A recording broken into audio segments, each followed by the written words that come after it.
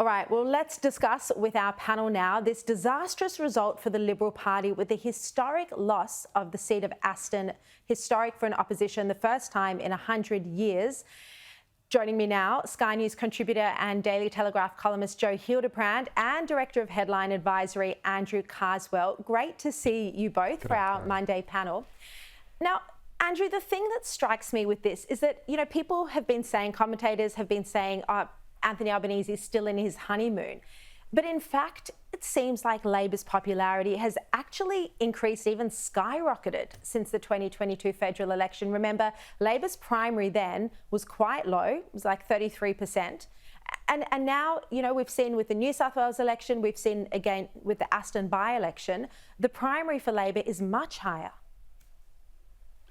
Yeah, well, I think what we saw at the weekend was the result of a very popular Prime Minister who is soaring in the polls, not only his party but his own numbers as well.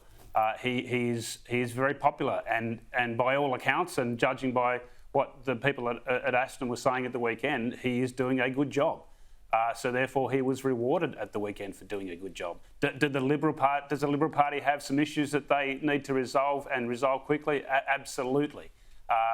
As we said last week, they get pulled from the centre to the left, to the right on a myriad of different issues that are second, third, fourth order issues and not the primary issue, which is the economy. It's interesting, Joe, because a lot of people have been discussing, the soul searching for the Liberal Party. What does it stand for? What should the Liberal Party's policies be? And those are all, of course, legitimate questions. But we saw that Labor's attack on the coalition in this Aston by-election, this crucial by-election, wasn't on policies, mostly. It was attacking Peter Dutton. And they ran attack ads, corflutes, the whole thing, putting him front and centre. What do you think this says about his leadership and what Labor know about his leadership? Look, I think I generally don't like attack ads, but they are very, very effective. And I don't think you can say, it's not fair, we only lost because they attacked us. That's obviously something that's going to happen in an election, and especially a by-election as critical as this one. I think what this shows is that Labor has completely and utterly and quite deliberately, and it's been a process that has taken many years and it has been a long and hard-fought process, but Labor has captured the middle ground. And if you win the centre in Australian politics, you win elections, you win the day and you win them well. And I think what we're seeing is voters were sick of the Morrison government in 2022.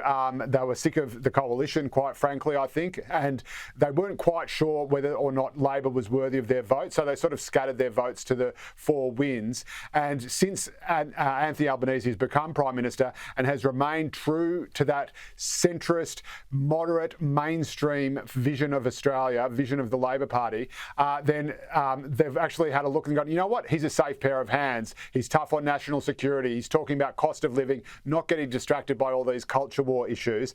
And I do feel for the Liberal Party that they're caught between two.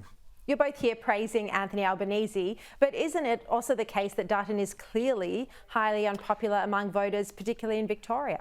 Yeah, I was about to say, sorry, I feel for Peter Dutton and the Liberal Party because they are caught between a rock and a hard place. We know all this. The Teals are eating away at them. I mean, if they move to the centre or they move to these more touchy-feely issues in Teal territory, will they ever be able to actually get those votes off the Teals? Because the Teals will always be able to promise more, and these people are sort of feel-good voters. They're not particularly interested in pragmatism.